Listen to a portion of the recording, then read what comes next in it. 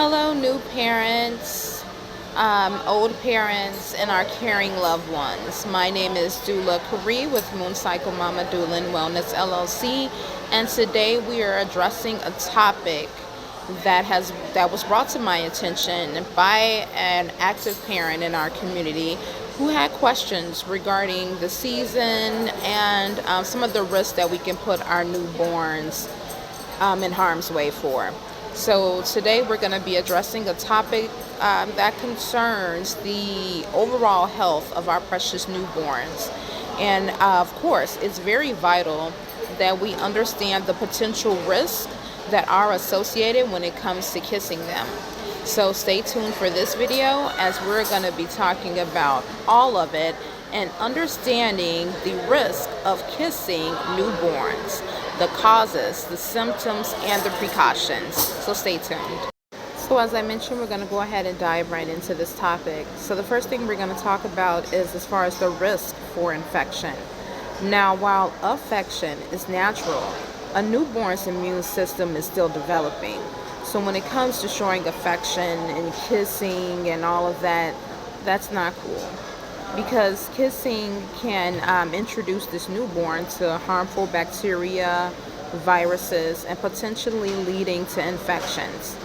And then all of a sudden you notice that your baby is not feeling well, sick, feverish, fussy. The baby is poor feeding, not eating. And it's all because they came in contact with an infected individual or contaminated surfaces.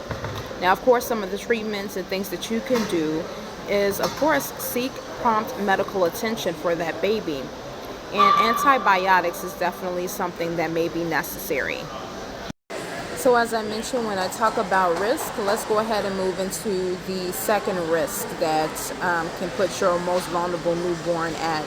And this is when it comes to kissing, the cold sore, the herpes simplex virus. Now, even a common cold sore can be dangerous for a newborn, you know what I'm saying? The herpes simplex virus can be severe or even fatal for an infant. Now, of course, you should be aware as far as what a cold sore looks like, sores around the mouth, irritability, difficulty feeding, and look for things like this that you may see on your baby. More than likely because they came into direct contact with a cold sore, even if it's healing, right? Treatment that they mention here is antiviral medication and supportive care. Okay, so let's go ahead and move into another risk factor that can put your most vulnerable newborn in harm's way. And we're talking about RSV. And this is the respiratory syncytial virus, RSV, right? RSV is a common virus, but for newborns, it can lead to serious respiratory issues. And if you believe it or not, kissing can be that transmission from the virus from you to this immune compromise or this baby whose immune system is not even built up strong enough. And it all came from a kiss. It can be a kiss on the lips, face, hands, and feet. RSV is extremely contagious, and for an infant, it's highly no kissing the baby. Okay, so as I mentioned, we're going to move into this next risk, this next virus for your baby, and this is CMV. CMV is cytomegalovirus. That's crazy. I had to break it down like that because when I tried to do it all together, it sounds jumbled up, but it's cytomegalovirus, CMV.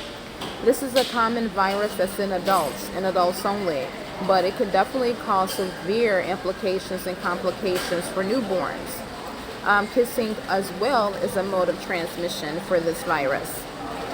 Some of the things that you can see as far as the issues once you notice that your child has came in contact: jaundice, enlarged liver or spleen, hearing loss. The causes for this is because you came in direct contact with an infected saliva, urine, or other bodily fluids. Ew, right? Okay, so moving towards risk number 5. This viral infection definitely had to be inside of this list of viruses that can definitely cause complications with your newborn. And this is pertussis. Pertussis is whooping cough, basically. So pertussis is highly contagious. It's a very highly contagious respiratory disease. Newborns are at very high risk, and it can be transmitted through close contact, like kissing, right? So the symptoms that you will notice for someone who has pertussis or whooping cough is severe coughing fits, difficulty breathing. I know you might listen here and it sounds as if that it may be COVID, but these coughing fits, you will definitely know it's not COVID. So finishing that off, what are some ways that you know that you came in contact with someone who actually has pertussis or whooping cough? Again, you all of a sudden start experiencing strong coughing fits and you have difficulty breathing. How you actually came in contact, it could have been through respiratory droplets from an infected person, them coughing into the air, not covering their mouth, sneezing, talking to you, spitting, even kissing. And basically some of the treatments that can help warn this off, of course, is immediate medical care. But the next thing is antibiotics as well as supportive care as well. And if you're like me, all of these risk factors and viral risks that I've mentioned, in these day and age, you definitely want to protect not only yourself, but your newborn from all of this, all of what yuck is out there. Of course, building your immune system, limiting contact, and just saying no to kissing completely is the best thing that you can do when it comes to supporting your baby, right? No kissing, get out of their face, and everything else. And we understand that, again, that affection is natural, but listen to the mom. If the mom says no, adhere to what she says no. Kissing is a definite no-no. That baby don't want your lips on them, and that baby don't want whatever you'd have been doing to trickle down into their immune system. So just say no to kissing.